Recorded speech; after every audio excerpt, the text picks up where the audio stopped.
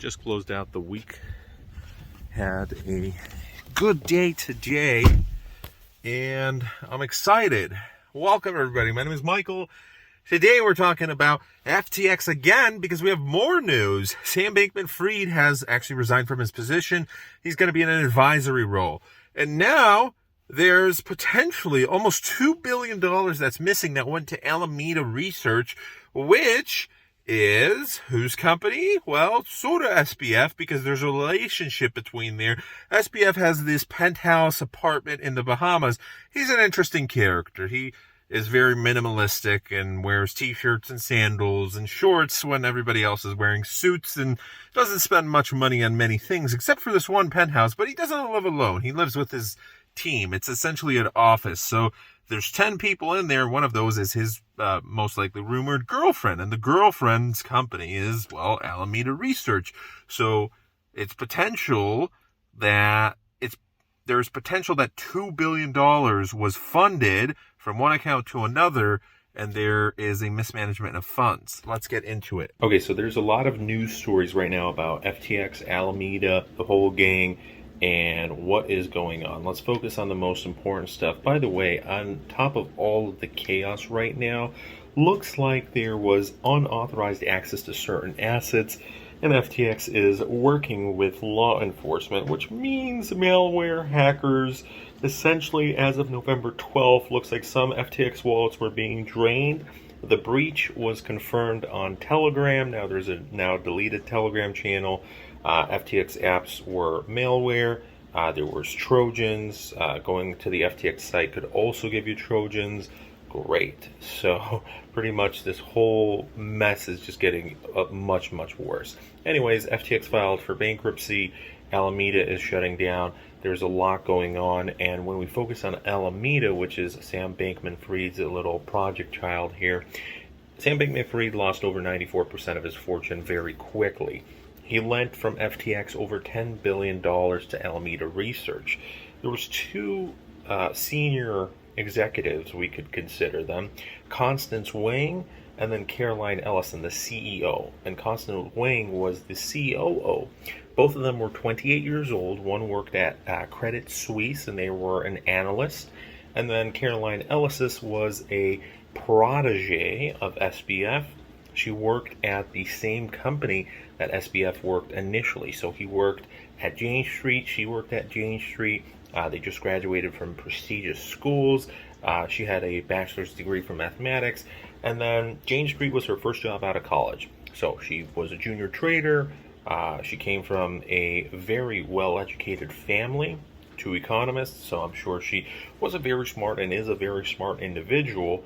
But she went from a junior trader to, this is all about connections and networking. This is much better than LinkedIn. Just channel up with SBF, because she was persuaded to join Alameda, who also worked for Jane Street, and said, hey, I know you only worked like 19 months as a junior trader, but welcome to Alameda. It's a startup, and here's derivatives trading and all this crazy stuff. And she said, well, when I first started working there, it turns out I actually had more experience than pretty much everybody there.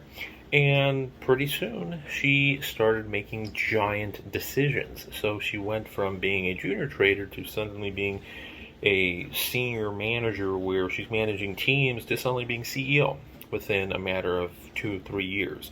And then same thing with the COO, Constance Wang. Again, 2-3 years of experience. Boom.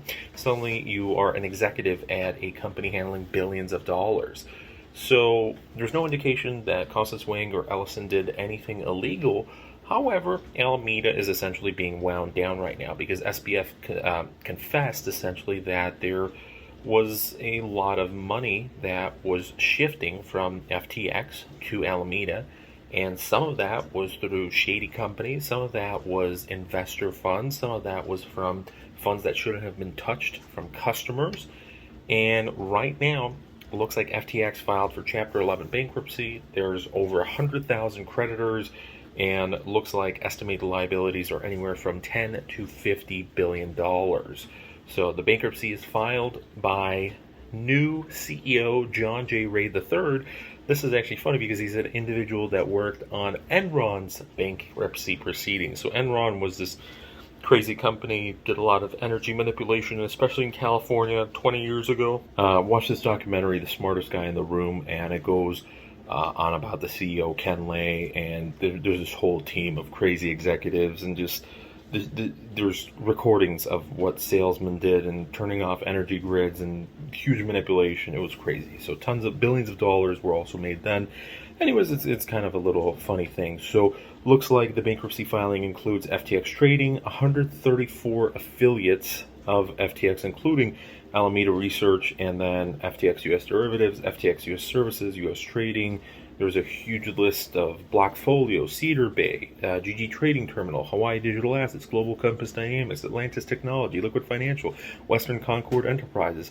Man, some of these are pretty funky names. So essentially what ended up happening was huge mess here. They invested $8 billion across 448 venture stage startups, most of which have less than 10 employees. Some of them have not even a single person, zero documentation.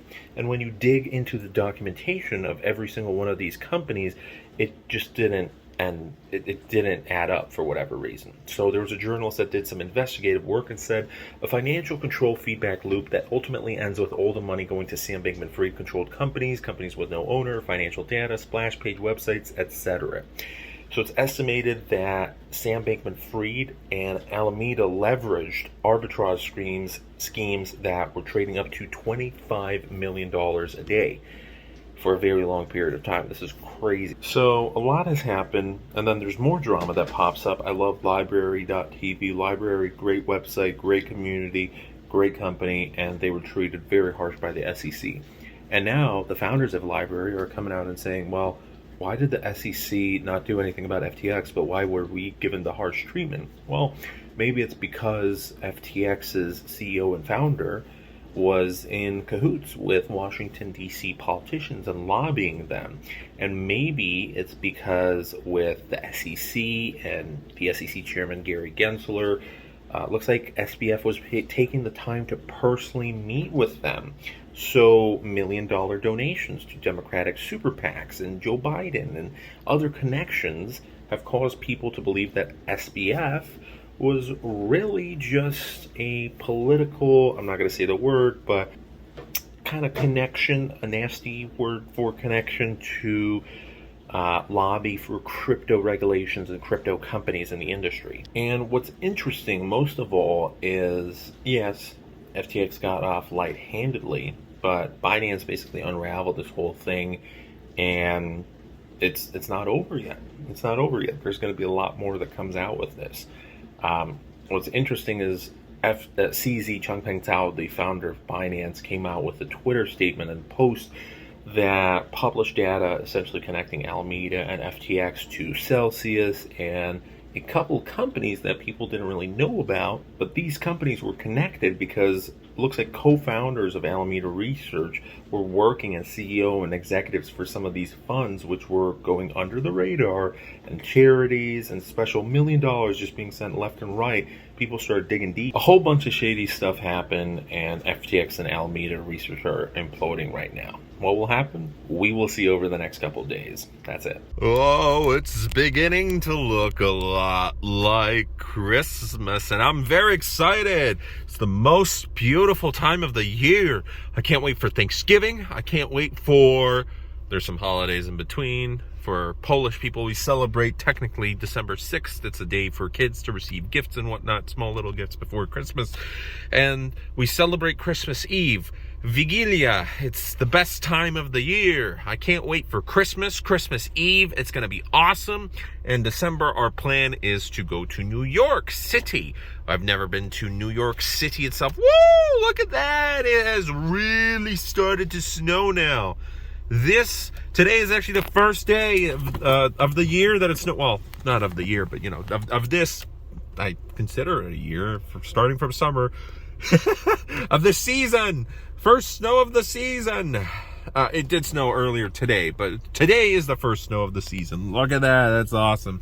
So, guys, thanks so much for watching. You have a good rest of your day. Take care. And the crypto saga is not over. CZ says there might be more to fall. So this is crazy. Any exchange can fall. Woo! Oh, and by the way, thanks for 2,000.